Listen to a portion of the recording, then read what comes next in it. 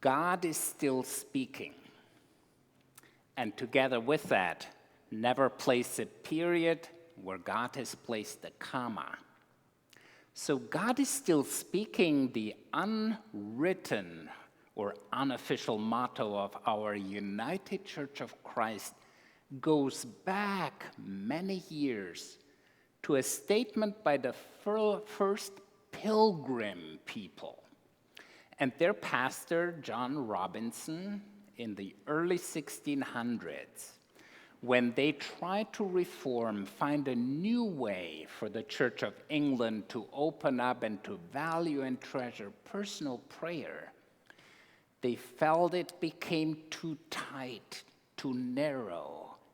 So they found a new way to travel, to find a journey and head for the United States via the Netherlands. And John Robinson, their pastor, said, there is yet more light and truth to break forth from God's holy word. So there is more to come. God is speaking, still leading and guiding us, pulling us forward toward the future. Are we listening? Are we paying attention? So last Sunday, we focused on this nudge, on the dream that John Robinson had, and on the vision of traveling. How does it start? It starts with an idea, with a dream, with a hope. Oh, yeah, I've never thought about it.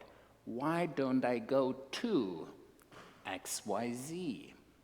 So we focused on that last Sunday, and the idea that safest, we're always at home, isn't it? You don't have to go anywhere.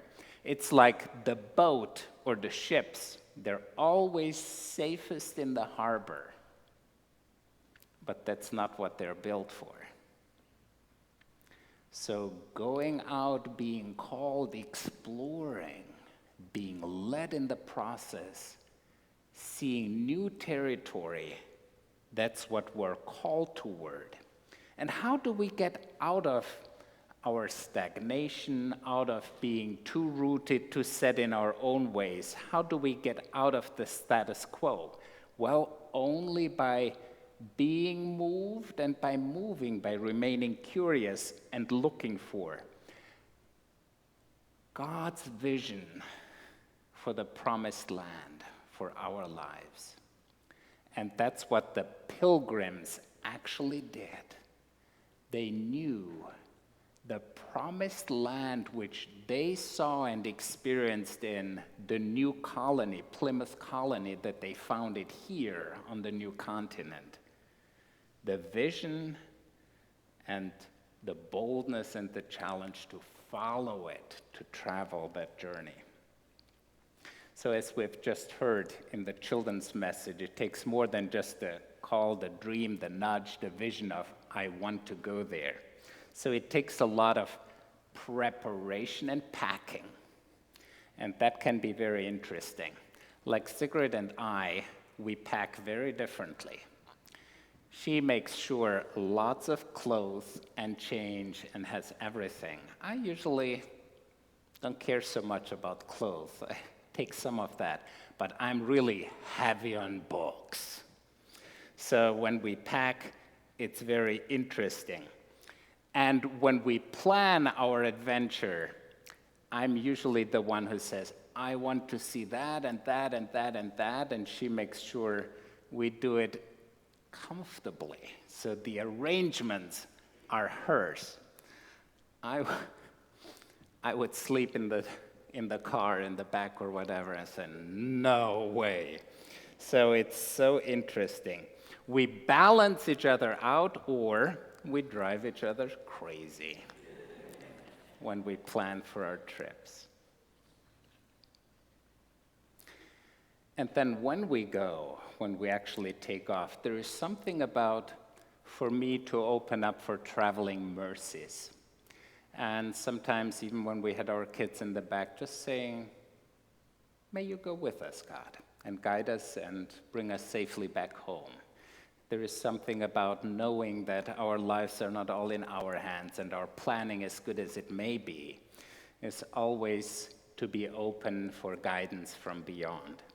And I remember one of the most beautiful blessings that I received is when I left home for college, my dad just laid his hands on my head and said, "God bless you and guide you and be with you wherever you go."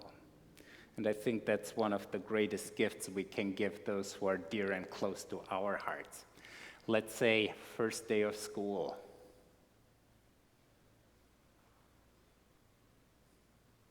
You love them, you bless them, you let them go. And it's not easy to do that. Sometimes I felt like tearing up, just dropping our kids off to college. So what does it take to travel well? It's being open, being aware, being present in the here and now, and also to the surprises, to the new things that we can explore. So it may be like one of my dear friends who loves the beach. There is something about the waves that come and that wash and the peacefulness for her, where she says, that is sacred to me. That is a holy place to her. And when she closes her eyes and takes it fully in, she recognizes that part of that beach is also in her. And experiencing it fully, being immersed in it, she brings some of that home and lives with it right here and right now. Or it may be just you go to Knoebels and taking in the bread, the fragrances, the sounds, the smells. It's just, wow. Or you go and you think, oh my gosh. Like recently, another friend going on a trip, one tire of the trailer blows. Okay, we have a spare. Put it on, going for a while, another tire blows. Exactly. Whoa, what now? So, or you go on a trip and some pickpockets get your wallet, or you kind of don't know how to get the subway ticket, or you have these experiences when you travel like, I'm not sure how to get out of this, or when I was on a roller coaster going up years ago, I thought, whoever told me this is a good idea?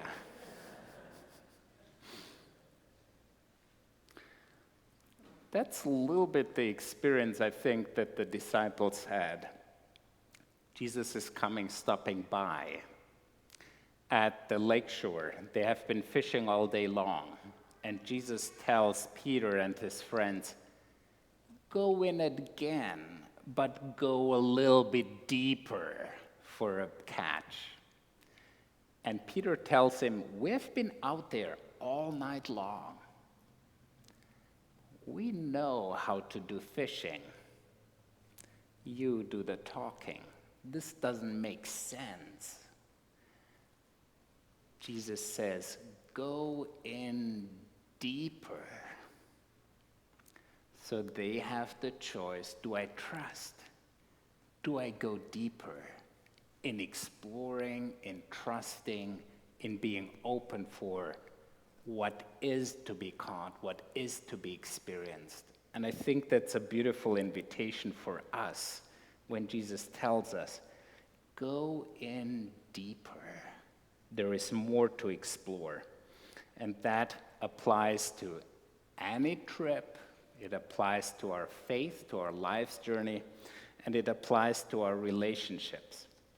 Now, Sigrid and I are going on 32 years together. And I think when we got married, this was my worldview.